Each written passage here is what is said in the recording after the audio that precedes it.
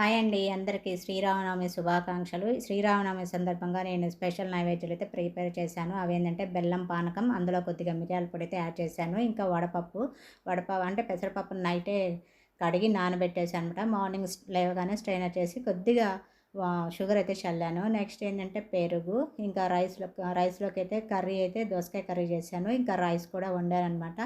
నాకు, మా చిన్నకి ఇద్దరికి మాత్రమే. మా నాన్నకైతే బాక్స్ కట్టేసాను. శ్రీరామనవమి సందర్భంగా మీరేం స్పెషల్ నైవేద్యాలు ప్రిపేర్ చేశారో కామెంట్ చేయండి. ఇక మేమిద్దరం కూడా లంచ్ అయితే స్టార్ట్ చేశాము. ఇంకా వడపప్పు, పానకం అయితే ముందు తినేస్తున్నాననమాట.